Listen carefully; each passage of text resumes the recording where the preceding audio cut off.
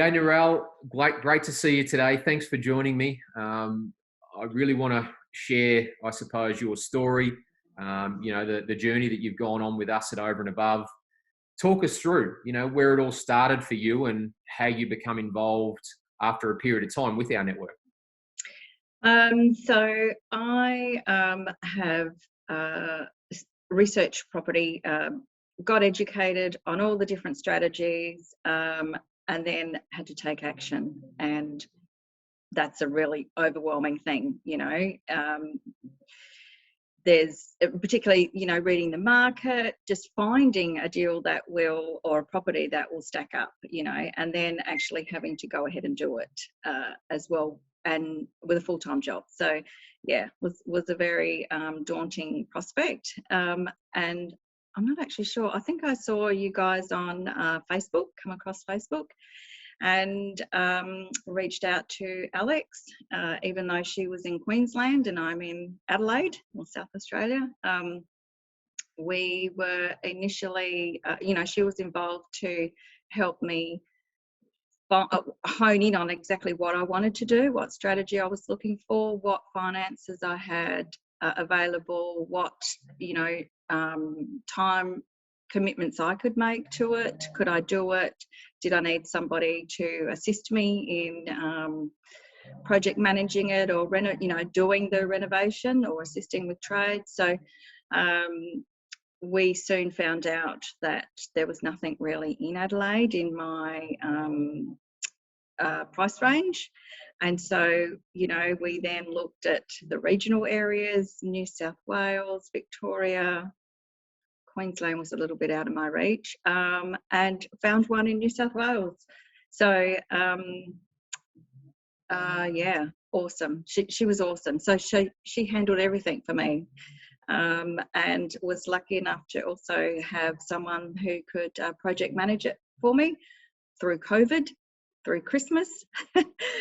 So yeah, she just helped out in everything, as did you.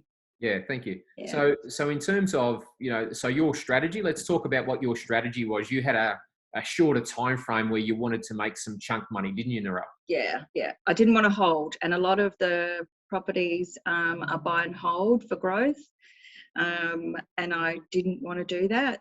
I wanted to just build up my cash. Whether that's a good strategy or not, I don't know. But in hindsight, the property that I had I held it, I would have had equity in it anyway. So, but that's what I decided to do. So yeah, I stuck to it. So we talked about different types of strategies and the benefits of holding, implementation of that renovation and what that would likely do to the equity position, but also the cash flow. So it was a matter of, do I leave the cash in there, try and release that based on my income, or the banks give me more money to do that, or do I take the chunk money out, pay the capital gains tax required associated with that gain, and move forward into another direction? So for you, it was quite specific. We didn't have the portfolio, or the profile, I should say, to buy something to hold and implement down the track. It was, let's get something where we can buy for good value, implement a strategy where we can turn it around and still make it, which is probably the most difficult strategy of all, because we've got to factor in all the buy-in costs, the stamp duty, the execution of the strategy to make sure we nail the costs, and then we've got the sales exit costs as well. So we've got to ensure that there's enough upside and be quite specific with what our profits are, I suppose, sell pricing to realise those gains. So that's exactly right. That was a tough ask, and it was amazing. I think timing was everything as well, which was factored into it by you guys anyway. You picked the area, knew exactly what I wanted, and found it. And delivered the outcome, I suppose, which was the most important thing. So I got one question for you. How many days did you actually spend on site there in New South Wales, given that you live in South Australia? None. Didn't even have a look at it. Wow. So that's amazing, isn't it? Like, you literally never saw the property. You're interstate. And you never spent a day on site whilst the project was unfolding? No, no. So there was plenty of videos and photos of the progress. A lot of photos and information. I can't think of his name for you guys who went out and found the property. Adam, yeah. Adam, yeah. So Adam provided a lot of information, photos and videos of the property and the state it was in, and the projected resale value with a quick sort of cosmetic, well, not cosmetic, but it was cosmetic, but there was a water leak. It was pretty It wasn't awful great looking place. No, but it wasn't a lot of work involved. It was still cosmetic as such. So yeah, just a tidy up really, and so that would have been quick, a quicker turnaround if it wasn't for COVID restrictions. Yeah. New South Wales, Victoria, South Australia was fine, but yeah, and then the Christmas shutdown. So yeah. So based on that particular strategy, where you wanted to make some chunk money, what was the actual outcome at the end of the project? What did you walk away with in terms of a profit amount? Did it meet the expectation, exceed the expectation? Oh, absolutely. Given that I paid a buyer's agent, I paid a project manager, and then the renovation, it was a $50,000 profit. Wow. Before tax. Yeah. What was the time frame there, Narelle, based on when you settled on the property to? So we settled 27th of November, which was my birthday. And we sold, settlement date for sale was like the 23rd of March.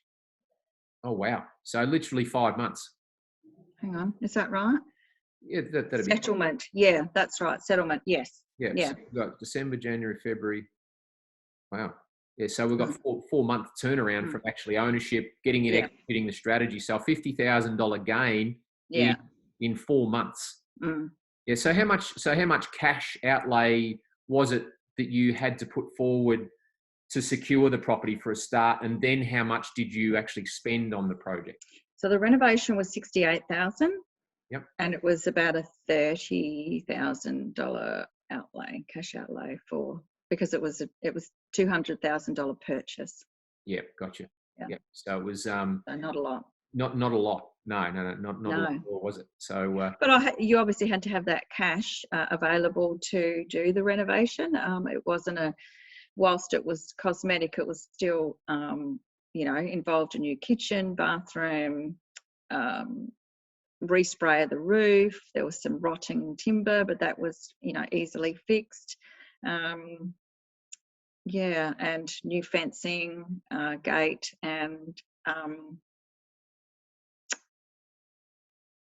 some painting to the front of the property. Yeah, and some nice landscape. Completely transformed it. yeah, it's so exciting, wasn't it? And there was there was chickens in the backyard. There was a chook run or pen, an old car body. I think it was pretty run down. Yeah. But I suppose they're the opportunities that we see, isn't it? And that's what you've got to look for.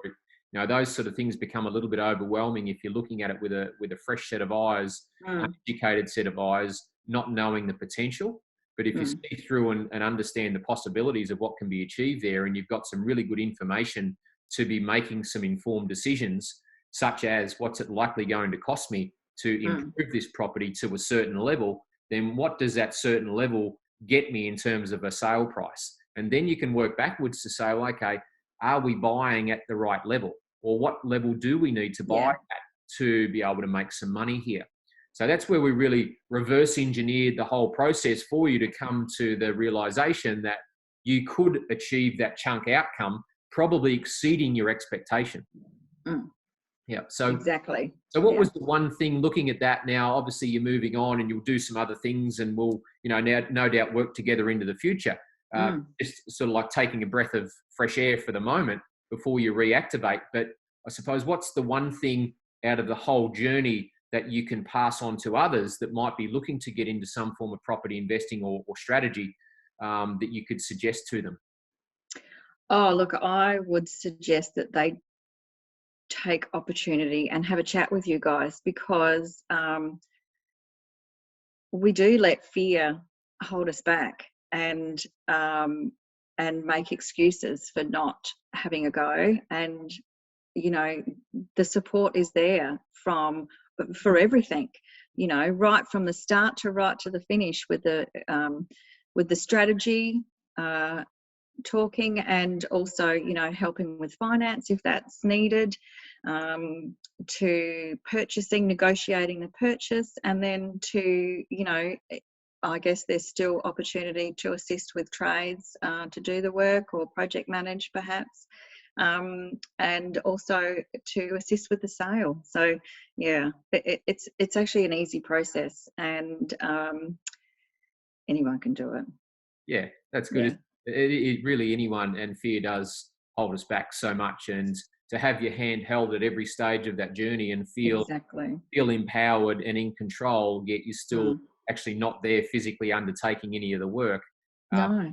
And you're profiting at the end substantially out of that, really does lead to having, I suppose, the network and the team around you to support as a crucial element to getting it right, and even taking action in the first instance. Yeah, just having those conversations, and walking you through it, because just because you make the decision doesn't mean you don't have that fear still pop up through the process. So it is that hand holding that's available. I can't recommend you enough.